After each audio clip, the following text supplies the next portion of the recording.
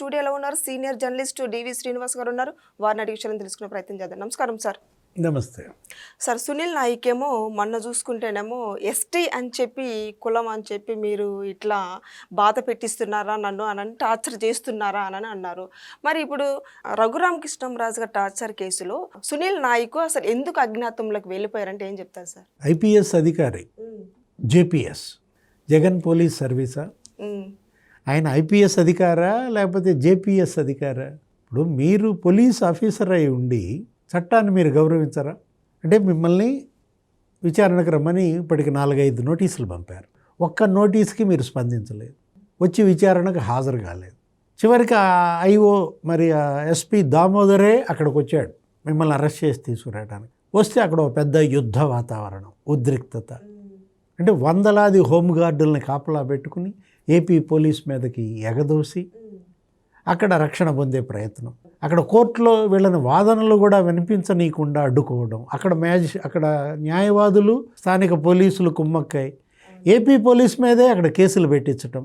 ఇప్పుడు switch off, ఫోన్లు switch off వేసి అజ్ఞాతంలోకి వెళ్ళడం అంటే ఇప్పుడు దీనికి ఎవరు బాధ్యత వహిస్తారు? ఇప్పుడు సునీల్ నాయక్ పరారీకి బాధ్యత బీహార్ పోలీస్ వహిస్తుందా? బీహార్ డీజీపీ వహిస్తాడా? లేదు అక్కడ పట్నా స్థానిక కోర్టు మ్యాజిస్ట్రేట్ వహిస్తాడా?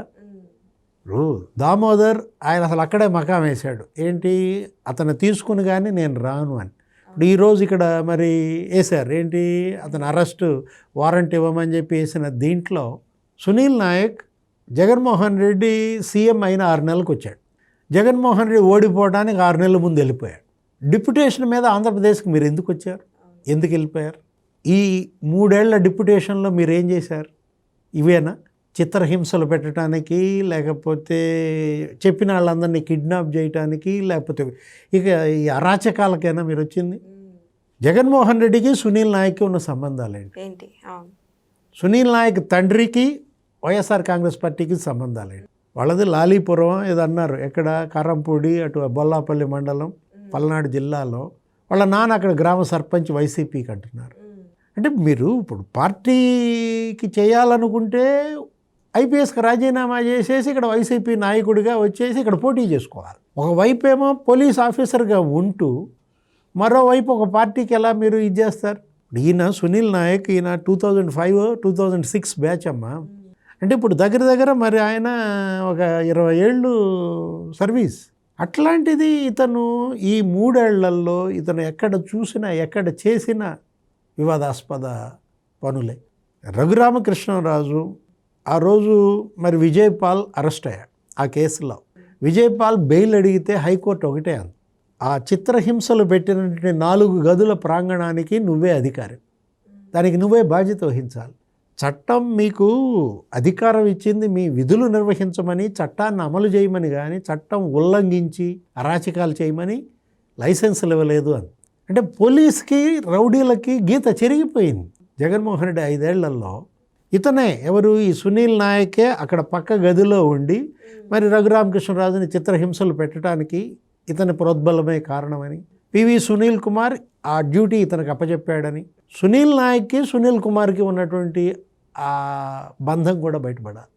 సునీల్ నాయక్ ఆ రోజు మనం తీసుకున్నట్లయితే ఏది కరెక్ట్గా రఘురామకృష్ణరాజు పుట్టినరోజు నాడు ఆయన హైదరాబాద్ నుంచి కిడ్నాప్ చేసి తీసుకురావటం, అతన్ని మరి ఒక 100 కేజీలు 150 కేజీలు బరువు ఉన్నాడిని అతను గుండెల మీద కూర్చొని లాఠీలతో లేకపోతే రబ్బర్ బెల్టులతో ఆయన అరికాళ్ళు అసలు బొబ్బలెక్కేటట్టుగా కాదు, అసలు మడం ఇరిగిపోయేటట్టు, ఎడమకాలు ఏదో వేలు కూడా ఇరిగిందన్నారు.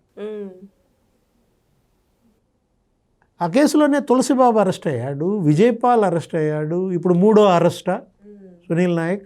సునీల్ నాయక్ 7వ నెంబర్ సార్ ఇందులో కేసులో. ఇప్పుడు 3వ అరెస్టా అంటున్నాను. ఈ కేసులో A1 PV Sunil Kumar, A2 PSR Anjaneyulu, A3 Jaganmohan Reddy, ఇప్పుడు A4 విజయపాల్, A5 ఆమె డాక్టర్ సూపరింటెండెంట్ ఎవరు, నీలం ప్రభావతి, ఆమె భర్త వైసీపీ లీగల్ సెల్ అంట. చూసావా ఇక్కడ వైఎస్ఆర్ కాంగ్రెస్ పార్టీకి వీళ్ళకి మధ్య ఉన్నటువంటి బంధుత్వాలు. మెడికల్ సూపరింటెండెంట్ ఎవరైతే రఘురామకృష్ణరాజుని కొట్టలేదు, ఆయనకేదో సొరియాసిస్ వచ్చింది అన్నట్టుగా, ఆ కాళ్ళు అంతే ఆయన కాళ్ళు ఎర్రగుంటాయి అన్నట్టుగా, అసలు ఏ గాయాలు ఆయన ఒంటి మీద లేవని మెడికల్ సర్టిఫికేట్ ఇచ్చినటువంటి ప్రభావతి భర్త వైసీపీ. సిఐడి కార్యాలయంలో చిత్రహింసలు పెట్టిన దానికి ఈ ఎపిసోడ్ మొత్తానికి డైరెక్టర్ సునీల్ నాయక్ తండ్రి వైసీపీ సర్పంచ్, ఏదో బద్యా నాయక్ ఏదో ఉంది అతని పేరు. అంటే ఇక్కడే మీకు అర్థమైపోతుంది కదా. ఇప్పుడు ఎందుకు నువ్వు తప్పు చేయకపోతే నువ్వు మరి ఎందుకని భయపడాలి? అవును. ఆంధ్రప్రదేశ్కి రావడానికి నీకు అంత భయం ఎందుకు? లేకపోతే వచ్చి ఇప్పుడు ఈ ట్వీట్లలో చెప్పిందే అక్కడికి వచ్చి చెప్పు కోర్టు దగ్గర మ్యాజిస్ట్రేట్కి. రఘురామకృష్ణరాజు నన్ను ఒత్తిడి చేశాడు, జగన్మోహన్ రెడ్డి పేరు చెప్పించమన్నాడు, లేకపోతే పివి సునీల్ కుమార్ పేరు చెప్పమన్నాడు, ఇదిగో ఆయన కాల్ డేట్ రికార్డ్స్ తీయండి సిడిఆర్ అని ఇప్పుడు నువ్వు ట్వీట్లు పెట్టావు కదా. ఇవే మ్యాజిస్ట్రేట్ గారి దగ్గర చెప్పు. భయం ఎందుకు? అంటే అరెస్ట్ అవుతానని భయమా?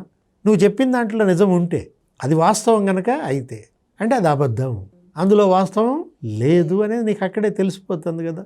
ఈ అజ్ఞాతంలోకి వెళ్ళడం, ఈ యుద్ధ వాతావరణం తీసుకురావటం, దీనిపైన కేంద్ర హోంశాఖ కూడా స్పందించాలి.